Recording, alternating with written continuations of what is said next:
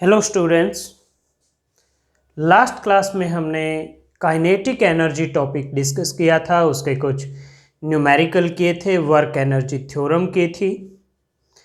आज की क्लास में हम पोटेंशियल एनर्जी के बारे में पढ़ेंगे, कंजर्वेटिव और नॉन कंजर्वेटिव फोर्सेस के बारे में पढ़ेंगे और कंजर्वेशन ऑफ मैकेनिकल एनर्जी के बारे में पढ़ेंगे और फिर इन सबसे रिलेटेड कुछ न्यूमेरिकल करेंगे। तो शुरू करते हैं। सबसे पहले potential energy.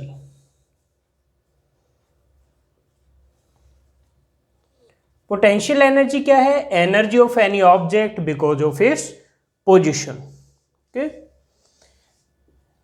Energy of an object या ऑफ ए बॉडी आप लिखना चाहें वो भी ठीक है, बिकॉज ऑफ इट्स पोजीशन। जैसे आपने 9th या 10th क्लास में ग्रेविटेशनल पोटेंशियल एनर्जी पढ़ा होगा।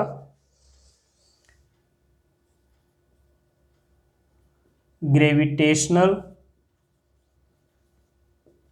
पोटेंशियल को मैं सिर्फ POT लिखूंगा आगे, एनर्जी, और पोटेंशियल एनर्जी को हम PE भी लिखेंगे आगे।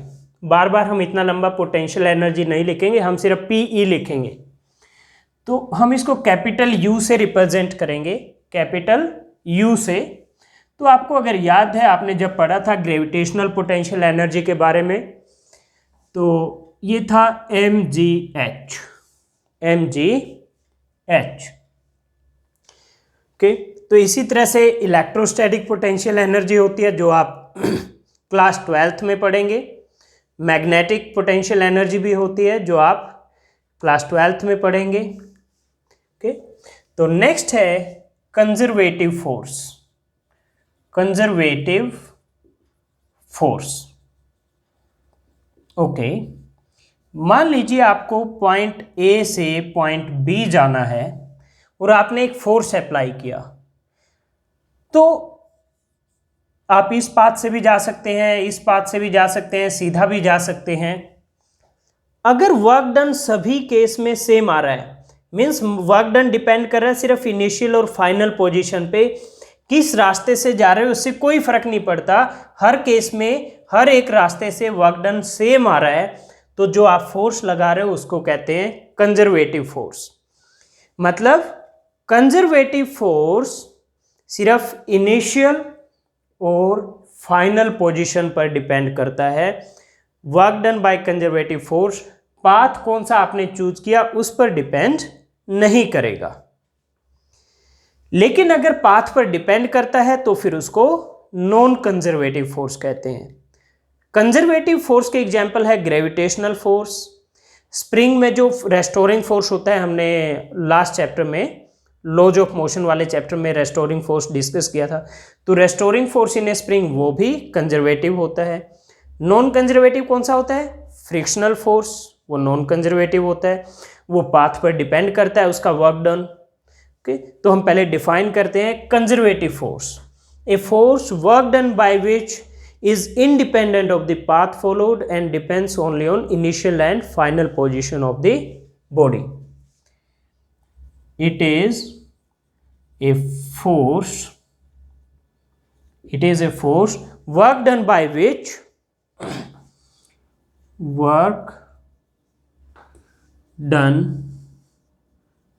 which is independent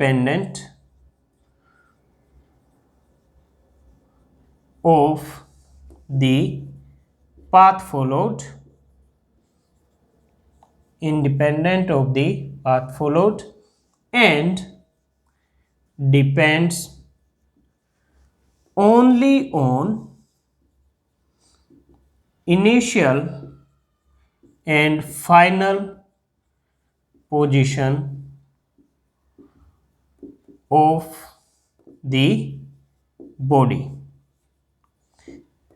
ये जो डायग्राम है ये आप बनाना चाहो तो बनाओ, नहीं बनाओगे तो कोई बात नहीं, क्योंकि ये मैंने आपको सिर्फ समझाने के लिए बनाया है। ओके, अब कंजर्वेटिव फोर्स के example, gravitational force, gravitational force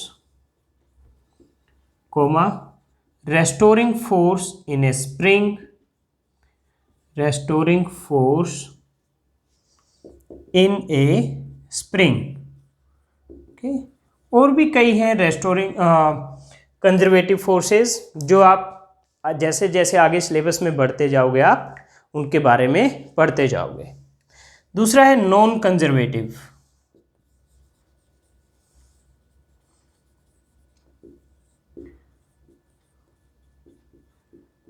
तो इसमें क्या लिखोगे? Work done by this force,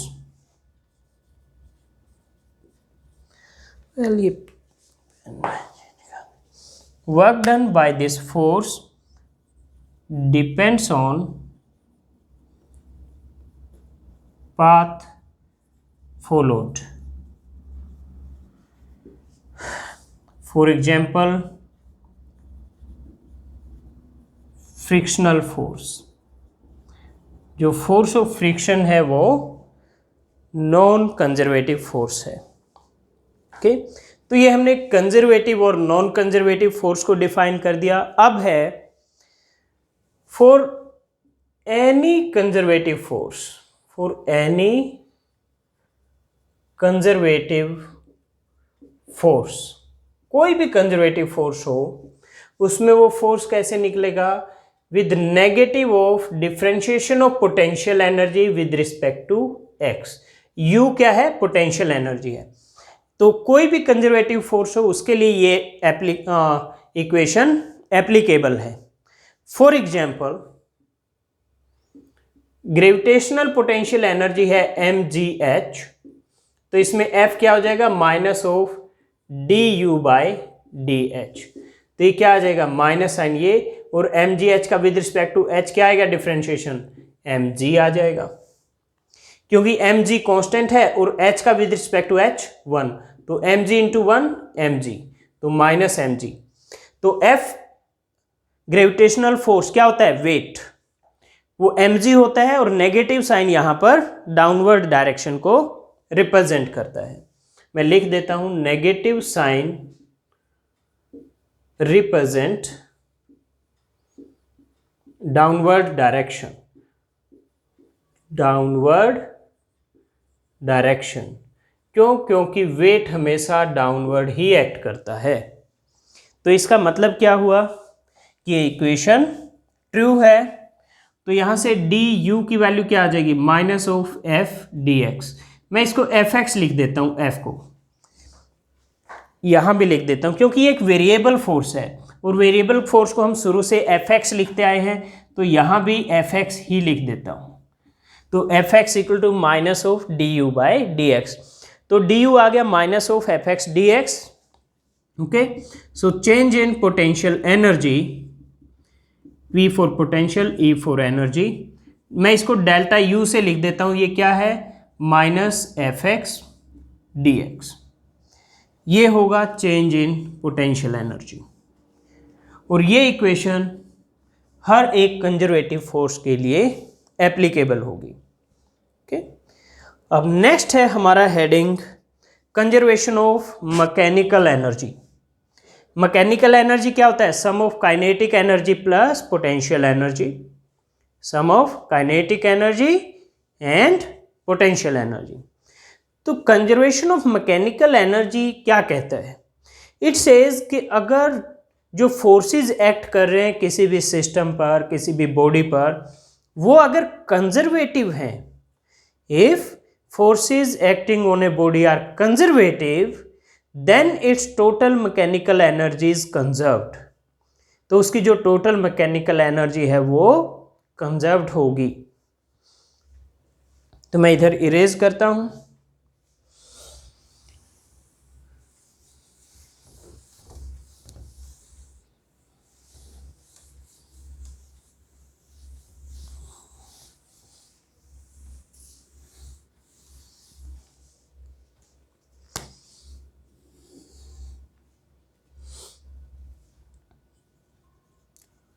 conservation of mechanical energy, conservation of mechanical energy.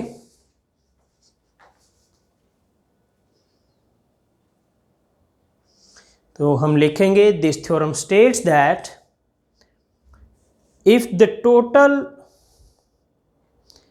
this theorem states that the total mechanical energy मतलब kinetic energy plus potential energy of a system will be conserved if forces acting on this system are conservative in nature। Okay, तो हम लिख देते हैं यहाँ पर it states that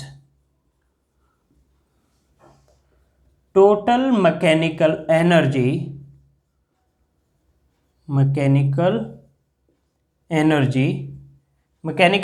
क्या होती है? Kinetic energy plus potential energy of A system is conserved, total mechanical energy of a system is conserved if forces which does work on it are conservative in nature। if forces which does work on it are conservative in nature। अगर उस पर जो force act कर रहे हैं वो conservative हैं तो टोटल मैकेनिकल एनर्जी भी कंजर्व्ड होगी।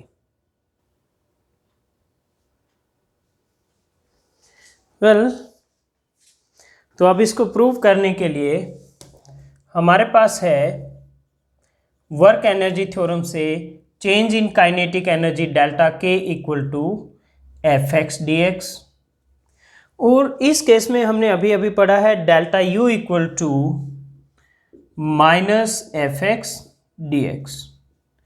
अब ये एफ एक्स तो क्या है? कंपल्सरी है कंजर्वेटिव होना। अगर मुझे इसको इसके साथ ऐड करना है तो ये दोनों फोर्स सेम होने चाहिए, तो ये एफ एक्स भी क्या है? कंजर्वेटिव। तो यहां पे हम लेंगे एफ एक्स इज कंजर्वेटिव।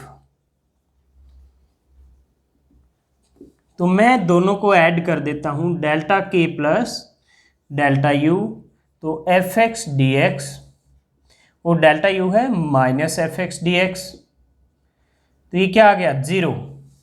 तो इसको मैंने लिख दिया डेल्टा ऑफ के प्लस यू इक्वल टू 0, यानी change of kinetic plus potential energy क्या है? 0 है। और इसका मतलब क्या हुआ? के प्लस यू क्या हुआ आपका? कांस्टेंट, क्योंकि इसमें कोई चेंज ही नहीं हो रहा है।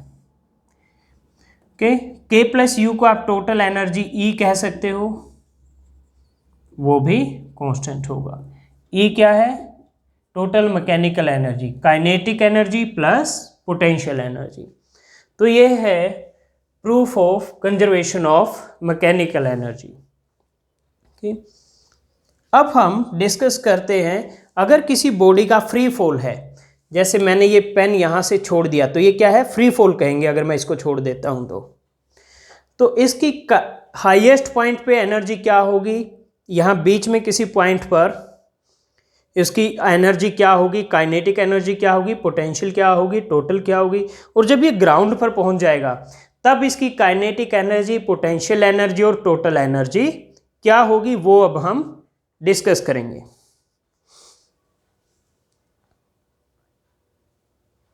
तो मैं इधर से इरेज कर देता हूं इसको।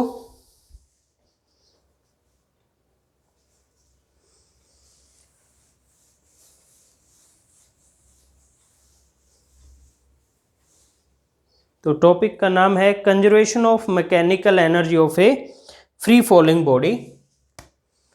Conservation of mechanical energy of A free falling body, conservation of mechanical energy of A free falling body. तो हम एक बॉडी कंसीडर कर लेते हैं जिसका मास है m यहाँ पर, और लेट ये ग्राउंड लेवल से, यहाँ पर ग्राउंड है, हाइट h पर है, ये फॉल करेगी। इस पॉइंट को मैं a मान लेता हूँ, तो यहाँ से फॉल करने लगी। यहाँ मान लीजिए किसी पॉइंट b पर है ये, और इस पॉइंट को मैं c मान लेता हूँ।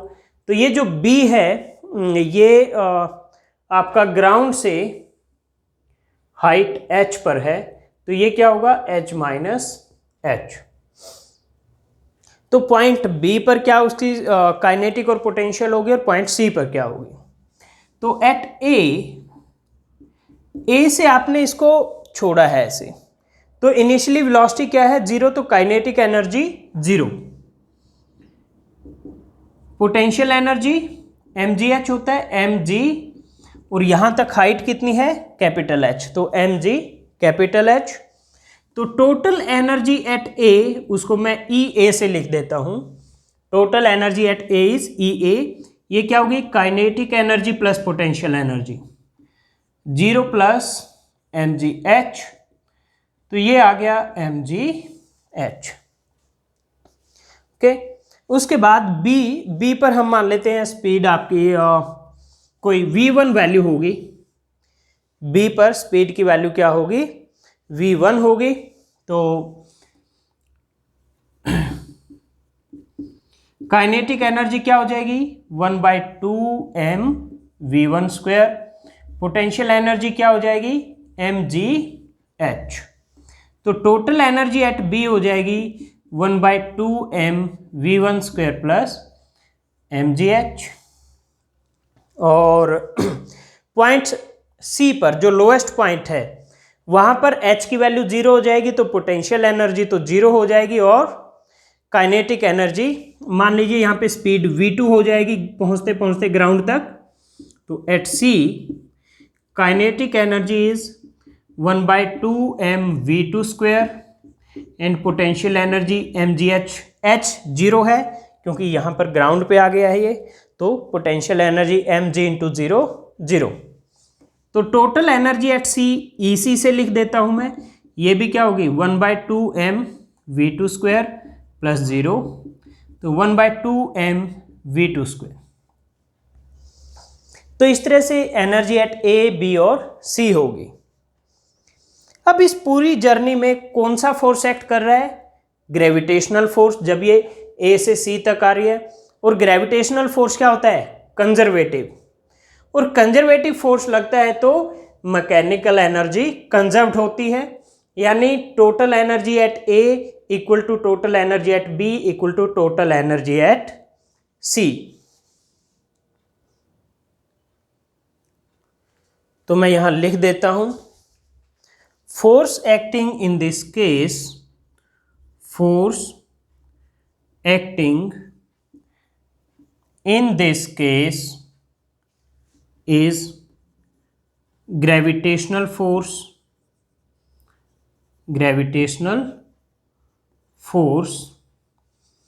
which is conservative in nature, which is conservative in nature. So total mechanical energy is conserved.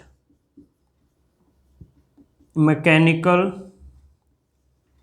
energy is conserved, that means EA equal to EB equal to EC। जो एनर्जी A पर होगी उतनी ही total energy B पे होगी, और उतनी ही total energy C पर होगी। तो हम EA इक्वल टू EC ले लेते हैं। EA है आपका mgh, और ये है 1/2m v2 स्क्वायर, m से m कैंसिल, तो v2 क्या आ गया यहाँ से √2gh। तो ये होगी velocity at the lowest point, जब वो ग्राउंड पे पहुंचेगा तो ये स्पीड होगी उसकी। ये 2 इधर चला गया, 2GH हो गया, और V2 का स्क्वायर हटा तो इधर अंडर रूट आ गया।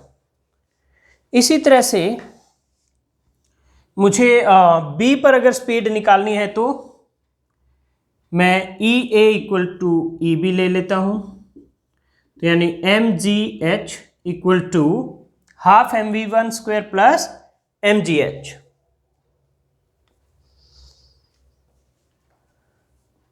Half mv1 square plus mg small h, m दोनों तरफ कैंसिल हो जाएगा, तो ये v1 स्क्वायर आ गया 2gh minus 2g small h, तो 2g कॉमन ले लिया तो h माइनस h, तो v1 आ गया under root 2g into capital H minus small h। ये आ जाएगी वेलोसिटी एट पॉइंट B। अब हम इस टोटल एनर्जी का ग्राफ ड्रॉ कर देते हैं।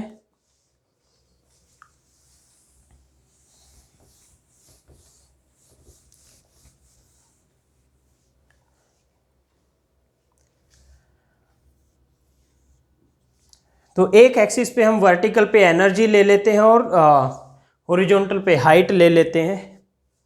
यहाँ मैंने हाइट ले लिया और यहाँ पर एनर्जी। तो आपको पता है टोटल एनर्जी तो कांस्टेंट है, ये हो गया। मान लीजिए यहाँ H है, तो जब भी कोई बॉडी ऊपर की तरफ जाती है तो उसकी स्पीड कम होती जाती है, हाईएस्ट पॉइंट पे स्पीड क्या हो जाती है, 0 हो जाती है। हाईएस्ट पॉइंट पे स्पीड 0 होने का मतलब काइनेटिक एनर्जी 0। तो काइनेटिक एनर्जी 0, तो टोटल एनर्जी क्या होगी, पोटेंशियल एनर्जी के फॉर्म में। ये रहा हाईएस्ट पॉइंट mgh, और लोएस्ट पॉइंट पे पोटेंशियल एनर्जी 0। लोएस्ट पॉइंट यहां पर है, हाईएस्ट पॉइंट ये है, तो यहां पर टोटल एनर्जी हाईएस्ट पॉइंट पर पोटेंशियल की फॉर्म में है। तो ये ग्राफ बन गया पोटेंशियल एनर्जी का, और H इक्वल टू 0 है यहाँ पे, है ना, हाइट 0 है, तो हाइट 0 है इस पॉइंट पे। यहाँ टोटल एनर्जी काइनेटिक की फॉर्म में है, और यहां पर H equal to capital H यानी हाईएस्ट पॉइंट पे टोटल एनर्जी पोटेंशियल एनर्जी की फॉर्म में है। तो काइनेटिक एनर्जी क्या है, 0, तो काइनेटिक एनर्जी यहां 0, तो ये आ गया कर्व काइनेटिक एनर्जी का। तो ये है एनर्जी वर्सेस हाइट डायग्राम। देखिए ये H0 मतलब लोएस्ट पॉइंट, लोएस्ट पॉइंट पे पोटेंशियल एनर्जी 0 होती है और काइनेटिक एनर्जी आपकी काइनेटिक एनर्जी मैक्सिमम है। और हाईएस्ट पॉइंट ये H equal to capital H, highest point पे स्पीड 0 हो जाती है, इसलिए काइनेटिक एनर्जी तो 0 और potential energy maximum mg capital H। अब हम इससे रिलेटेड कुछ न्यूमेरिकल करते हैं, तो मैं पहले इसको इरेज करके आपके लिए न्यूमेरिकल लिख देता हूं। तो स्टूडेंट्स मैंने आपके लिए न्यूमेरिकल लिख दिया है। नेक्स्ट मैं आपके लिए रीड कर देता हूं इसको। A girl of mass 40 kilogram sits in a swing formed by a rope of length 6 meter, of length 6 meter. A person pulls the swing to a side so that rope makes an angle of 60 degree with the vertical. What is gain in potential energy of girl? तो क्या है, एक लड़की है जिसका मास है 40 kilogram और वो एक झूले में बैठी है। झूला इस तरह से है, शुरू में ऐसे है, ये मास m है। फिर एक पर्सन क्या करता है, उसको पकड़ के झूले को इधर खींच लेता है इस तरह से, ठीक है ये, और ये एंगल कह रहा है 60 डिग्री बनता है। तो बताओ इस लड़की ने पोटेंशियल एनर्जी कितनी गेन की। पोटेंशियल एनर्जी mgh होता है, मैं इस लेवल से h मेजर करना शुरू कर देता हूं, तो यहाँ h क्या होगा 0, ये यहाँ तक गई है, तो यहाँ से यहाँ तक ये जो डिस्टेंस है ये क्या है आपका h गेन किया जो इसने, तो ये h की वैल्यू हम निकाल लेंगे, तो गेन इन पोटेंशियल एनर्जी क्या हो जाएगा mgh। तो ये निकालना है, इस पॉइंट को मैं O लिख देता हूं, इस पॉइंट को यहां पर मैं A पॉइंट लिख देता हूं, इसको B और इसको C। अब ये जो रोप है 6 मीटर की दी हुई है, तो OA क्या है 6 मीटर, OB क्या है 6 मीटर, OA OB 6 मीटर है। मैं क्या करता हूं, मैं OC निकाल लेता हूं सॉरी, OA है 6 मीटर, OC की जो वैल्यू आएगी वो मैं 6 में से माइनस कर दूंगा तो AC आ जाएगा आपका।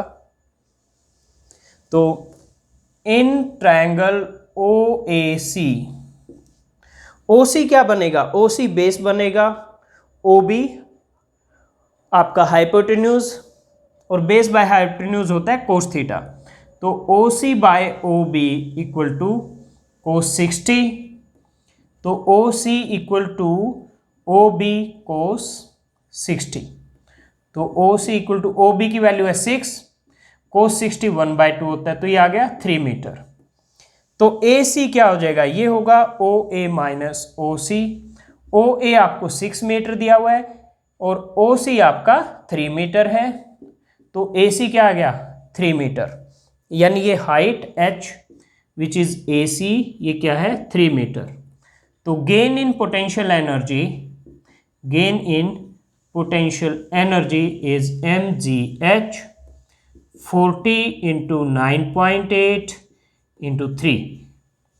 इसको आप मल्टीप्लाई कर लीजिए और मल्टीप्लाई करके आपका आंसर आएगा 1176 जूल।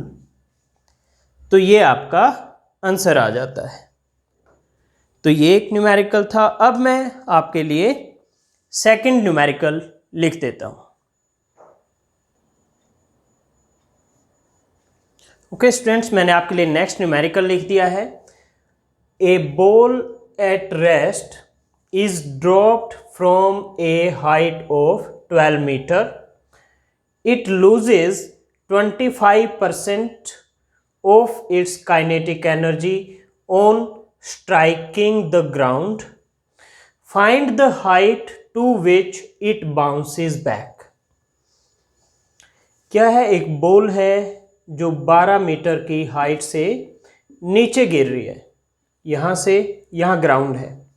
जब ये ग्राउंड पे पहुंचेगी तो इसकी पोटेंशियल एनर्जी जीरो हो जाएगी, क्योंकि H जीरो हो जाएगा। क्या होगा, सिर्फ काइनेटिक एनर्जी। मान लीजिए इसकी स्पीड v होगी तो काइनेटिक एनर्जी क्या होगी, हाफ mv²। यहाँ पे क्या होगी, mgh होगी, टोटल पोटेंशियल की फॉर्म में होगी। तो mgh क्या होगा, इक्वल टू 1/2 mv²। क्यों, क्योंकि यहां पर काइनेटिक एनर्जी तो जीरो है, यहां से आपने किया लूज किया, छोड़ा है बस ऐसे बॉल को, तो स्पीड जीरो थी तो kinetic energy zero, potential energy height h है ये, तो mgh। यहां पर h जीरो हो जाएगा तो पोटेंशियल एनर्जी तो क्या हो जाएगी, जीरो हो जाएगी इस पॉइंट पे पहुंच के। और अगर स्पीड v है तो काइनेटिक एनर्जी हाफ mv²। तो यहां टोटल एनर्जी क्या होगी, mgh प्लस जीरो mgh। यहां टोटल एनर्जी क्या होगी, 0 प्लस 1/2 mv², 1/2 mv²। और क्योंकि यहां से यहां तक आने में फोर्स लग रहा है gravitational force, gravitational force conservative है तो टोटल मैकेनिकल एनर्जी कंजर्व होगी, यानी total energy at this point equal to total energy at this point. तो इसलिए mgh इक्वल टू 1/2 mv²। फिर क्या कहता है, जब ये इससे ग्राउंड से स्ट्राइक करती है तो 25% ऑफ काइनेटिक एनर्जी लूज करती है, 25% of its kinetic energy. But kinetic energy equal to है पोटेंशियल एनर्जी, तो यानी 25% ऑफ काइनेटिक एनर्जी लूज करने का मतलब है, ये भी कह सकते हो 25% ऑफ जो पोटेंशियल एनर्जी था वो लूज कर दिया इसने जैसे ही ग्राउंड से टकराई। और फिर अब क्या बचेगा, 75% बचेगी, 25% लूज हो गया। तो यहाँ से वापस जाएगी, यहाँ से वापस जाएगी कितनी एनर्जी लेके, 75% ऑफ mgh, या फिर कहिए 75% ऑफ 1/2 mv²। तो यहाँ से जब जाएगी वापस, ये है 75% ऑफ mgh, और ये मान लीजिए अब मैक्सिमम h प्राइम हाइट तक जाएगी। तो यहाँ आके क्या हो जाएगी एनर्जी टोटल, यहाँ पे स्पीड तो फिर से जीरो हो जाएगी, तो काइनेटिक तो जीरो होगी, क्या होगी, पोटेंशियल होगी mgh प्राइम। तो kinetic zero, potential mgh prime, तो टोटल mgh प्राइम, तो is equal to mgh prime. तो 75% को कैसे लिखोगे, 75/100 mgh इक्वल टू mgh प्राइम। mg से mg कैंसल, तो 75/100 25 से कैंसिल कर दो, ये 3 आ गया, ये 4 आ गया, तो 3/4। यहां h बच गया, h की मैं वैल्यू रख देता हूं, दिया हुआ है 12 मीटर, तो into 12 is equal to h prime. तो 4 इंटू 3 12 होता है, 3 इंटू 3 9, तो आपका आ गया h prime equal to 9 meter. तो ये आपका आंसर आ गया। तो ये सेकंड न्यूमेरिकल था स्टूडेंट्स। अब मैं इसको इरेज करके एक न्यूमेरिकल और लिख देता हूं।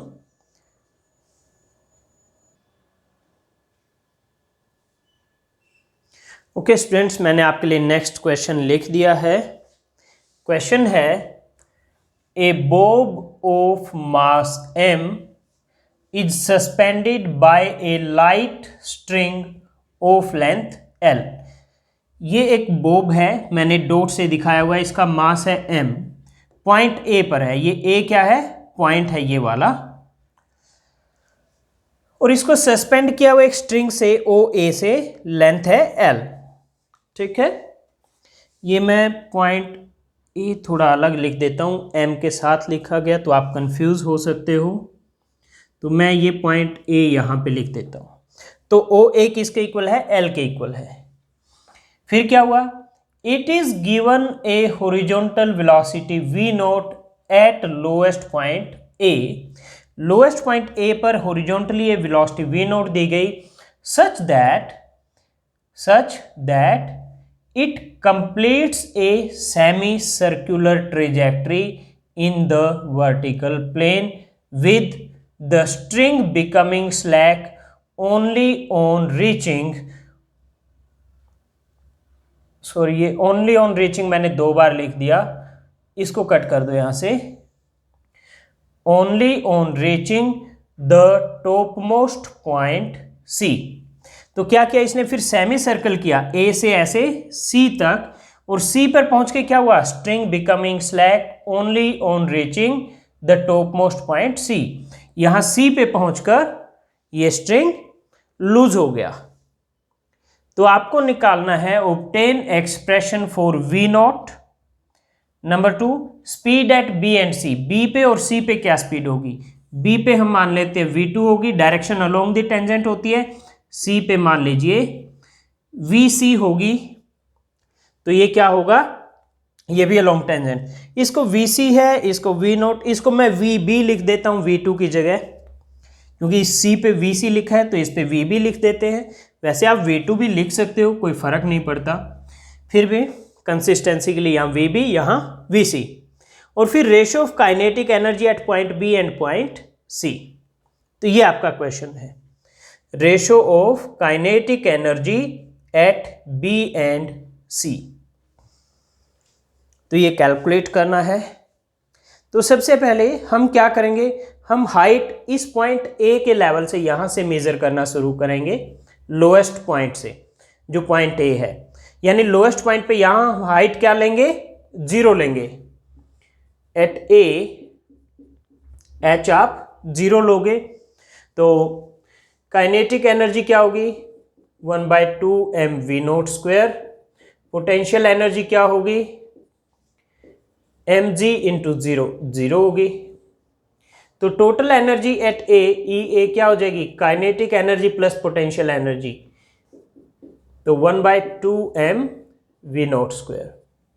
फिर एट बी, बी कितनी हाइट पर है, बी है इतनी हाइट पर, यानी ओ ए, तो एच की वैल्यू क्या हो जाएगी यहां से यहां तक एल, क्योंकि यहां पर हम एच 0 ले रहे हैं तो यहां तक एच की वैल्यू क्या हो गई हाइट की, एल हो गई आपकी, तो एच है आपका एल, तो काइनेटिक एनर्जी है half M V B square और पोटेंशियल एनर्जी है एम जी एच की जगह एल, ये आ गया। तो टोटल एनर्जी एट बी है आपकी half M V B square plus M G L, और at C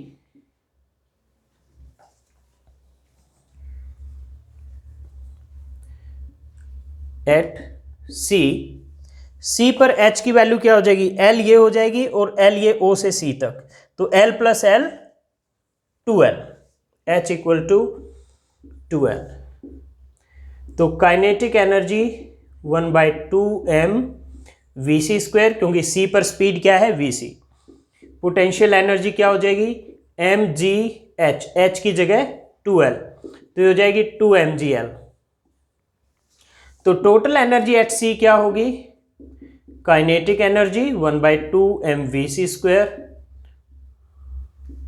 plus potential energy 2mgl, तो ये ई ए ई बी और ई सी आ गया। और पॉइंट सी पर क्या होगा, इसका मास m है तो mg भी डाउनवर्ड एक्ट करेगा और tc भी क्या करेगा डाउनवर्ड एक्ट करेगा, तो सेंट्रीपिटल फोर्स पॉइंट सी पे कौन प्रोवाइड करेगा, tc प्लस mg, वो क्या होगा M V C square by L के, at C T C plus M G equal to M V C square by L,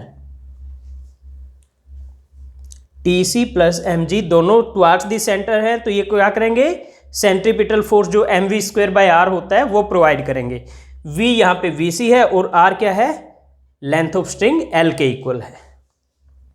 लेकिन यहां लिखा है स्ट्रंग ये है the string becoming slack only on reaching the top most point C, यहां आके तो स्ट्रिंग लूज हो जाता है, लूज होने का क्या मतलब हुआ, टी सी 0 है, इसका क्या मतलब हुआ टी सी आपका 0 है, तो हम लिखेंगे string become slack at C, so TC equal to 0, तो इस इक्वेशन से क्या आ जाएगा, मैं इसको इक्वेशन नंबर 1 लिख देता हूं, EB को 2, EC को 3 और इसको 4, तो इक्वेशन नंबर 4 क्या बन जाएगी, TC की वैल्यू 0 है प्लस mg, तो ये हो गया mg equal to m V C square by L, m से m कैंसल, तो यहां से आ गया V C square equal to G L और V C equal to under root G L, तो ये वैल्यू आ गई वेलोसिटी एट सी। अब बी पे भी वेलोसिटी निकालनी है, ए पे भी वेलोसिटी निकालनी है, वी नोट निकालना है, speed at B V B, speed at C V C, V C निकल गया, वी नोट और वी भी रहता है अभी, तो मैं इधर इसको इरेज कर रहा हूं।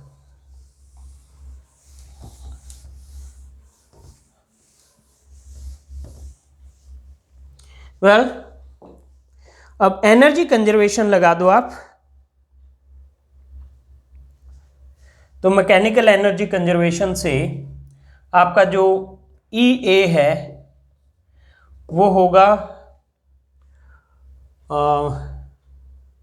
ई सी के इक्वल और ई बी के इक्वल, ये तीनों ई ए ई बी और ई सी क्या होंगे इक्वल होंगे, तो E A equal to E B equal to E C, या आप इसको ऐसे भी लिख लो, ई बी को चाहे पहले लिख लो कोई फर्क नहीं पड़ता उससे, क्योंकि एनर्जी कंजर्व्ड है, तो E A equal to E B equal to E C, तो मैं पहले एक केस ले लेता हूं ई ए इक्वल टू ई सी का, ई ए है मेरा 1/2m वी नॉट स्क्वायर और ई सी क्या है 1/2m V C square, 1/2m V C square क्या होगा जी इंटू एल, प्लस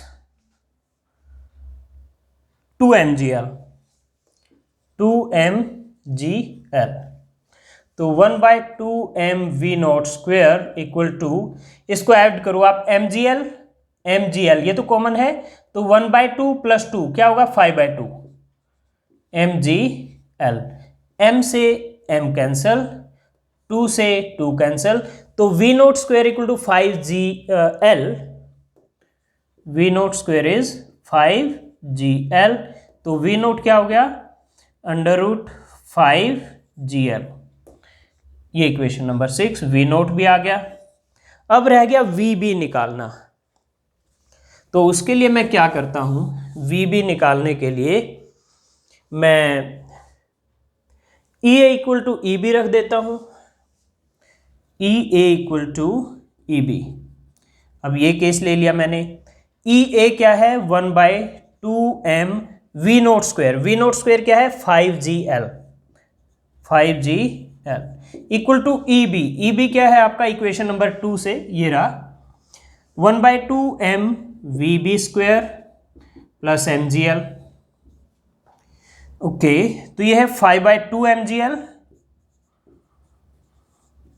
ये mgl इधर जाके माइनस का हो जाएगा, is equal to 1/2m vb²। तो 5/2 mgl माइनस 1 mgl क्या आया, 3/2 mgl। ये आपका 5/2 माइनस 1 क्या होता है, 3/2 होता है ना। तो 3/2 mgl equal to 1/2m vb²। m से m कैंसल, ये 2 से 2 कैंसल क्योंकि दोनों डिनोमिनेटर में है, तो vb² equal to 3gl, vb² equal to 3gl। तो vb आ गया आपका √3gl। तो ये vb निकला है आपका। तो आपको निकालना था v0, vb और vc। फिर लास्ट में कहता है ratio of kinetic energy at B and C, ratio of kinetic energy at B and C. तो मैं इधर इरेज कर देता हूं इसको। तो kinetic energy at B, K B लिख देता हूं मैं उसको, और काइनेटिक एनर्जी एट सी को मैं के सी लिख देता हूं। तो मुझे क्या निकालना है, इनका रेशो। तो ये होगा 1/2m vb² bye 1/2m vc²। तो 1/2m कैंसिल हो गया, तो ये क्या बचेगा, vb² बाय vc²। vb² की वैल्यू है 3gl, vb² equal to 3gl। तो मैं लिख देता हूं 3gl, और vc² किसके इक्वल है, gl के इक्वल है, तो डिवाइड बाय gl। तो gl से gl कैंसिल, ये क्या आ गया 3/1। तो इनका रेशियो आ गया 3/1। तो ये आपका एक और न्यूमेरिकल था मैकेनिकल एनर्जी से रिलेटेड। तो स्टूडेंट्स, आज की क्लास में इतना ही। अब हम नेक्स्ट क्लास में नए टॉपिक के साथ मिलते हैं। तब तक आप ये प्रैक्टिस कीजिए और अच्छे से पढ़ाई कीजिए।